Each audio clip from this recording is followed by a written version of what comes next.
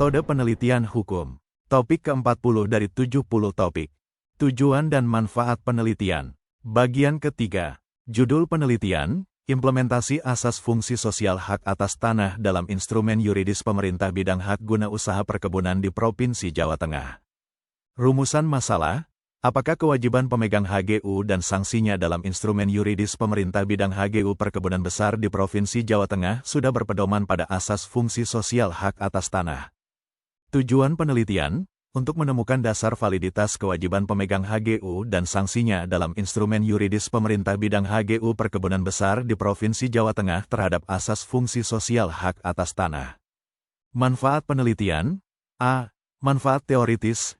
Dasar validitas kewajiban pemegang HGU dan sanksinya dalam instrumen yuridis pemerintah bidang HGU perkebunan besar di Provinsi Jawa Tengah terhadap asas fungsi sosial hak atas tanah yang ditemukan dapat dijadikan rujukan untuk melakukan penelitian lanjutan. B. Manfaat praktis. Dasar validitas kewajiban pemegang HGU dan sanksinya dalam instrumen yuridis pemerintah bidang HGU perkebunan besar di Provinsi Jawa Tengah terhadap asas fungsi sosial hak atas tanah dapat digunakan untuk penyempurnaan instrumen yuridis bidang HGU perkebunan.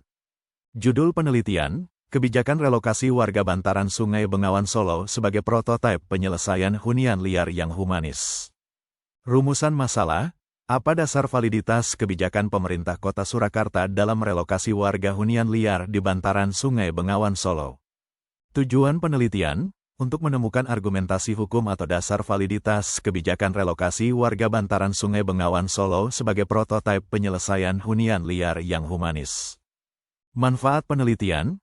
A. Manfaat teoritis. Argumentasi hukum atau dasar validitas kebijakan relokasi warga bantaran Sungai Bengawan Solo sebagai prototipe penyelesaian hunian liar yang humanis dapat dijadikan rujukan untuk melakukan penelitian lanjutan. B. Manfaat praktis. Argumentasi hukum atau dasar validitas kebijakan relokasi warga bantaran Sungai Bengawan Solo sebagai prototipe penyelesaian hunian liar yang humanis dapat digunakan dalam penyusunan dan atau penyempurnaan peraturan perundang-undangan khususnya peraturan mengenai tindakan pemerintah dalam melakukan penertiban hunian liar.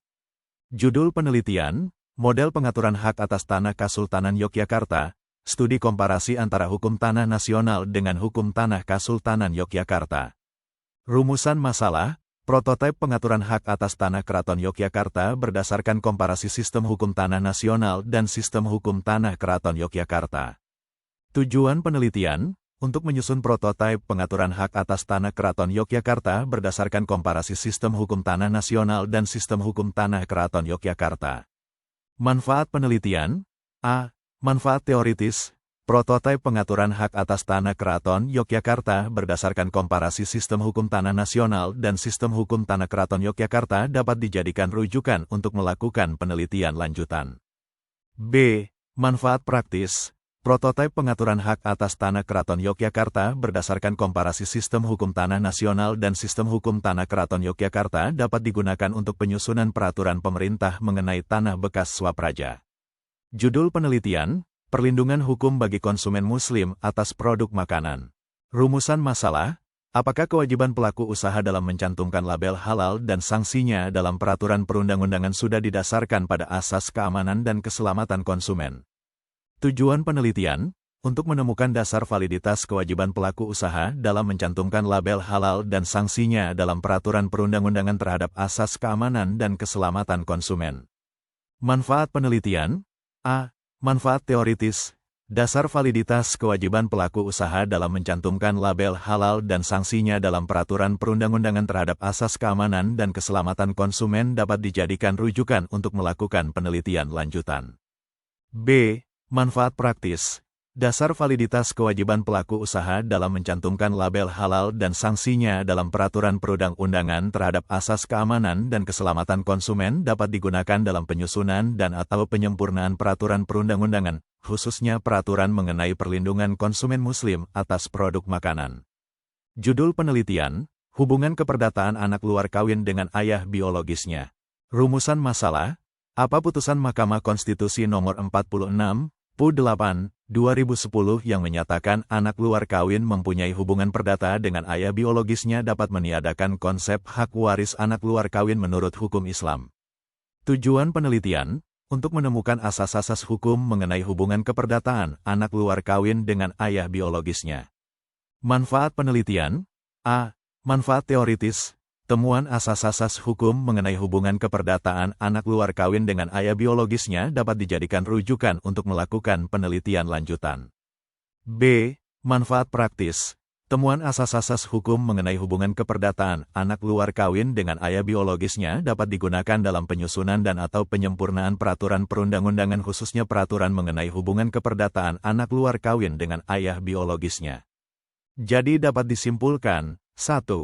Tujuan penelitian senantiasa mengikuti apa yang telah menjadi rumusan masalah dan menjelaskan apa yang ingin diperoleh dalam proses penelitian. 2. Antara masalah, tujuan, dan kesimpulan harus sinkron. Jika masalah dirinci menjadi dua hal, tujuan penelitian harus meliputi kedua hal tersebut, dan melalui penalaran hukum terhadap dua hal tersebut akan diperoleh kesimpulan yang meliputi kedua hal tersebut. 3. Pada dasarnya dalam penelitian hukum normatif, tujuan penelitian adalah untuk memperoleh argumentasi hukum baru, untuk menggugurkan argumentasi hukum yang telah ada, untuk menyusun teori baru, untuk menemukan asas-asas hukum baru. 4. Manfaat penelitian berisi uraian tentang temuan baru yang diupayakan dan akan dihasilkan dalam penelitian serta apa manfaat temuan tersebut bagi perkembangan ilmu pengetahuan dan atau praktik hukum. Sehingga uraian manfaat penelitian dirinci menjadi manfaat teoritis dan manfaat praktis. 5. Kegunaan penelitian untuk pengembangan ilmu hukum, untuk kegiatan praktik hukum, dan untuk penyusunan aturan hukum.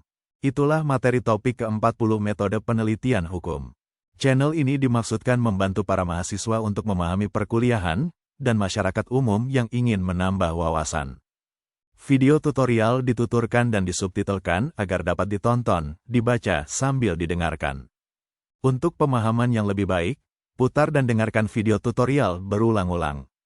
Subscribe dan like, agar Anda mendapatkan update tutorial lainnya. Bagikan link video ini agar teman-teman juga mendapatkan manfaat channel ini.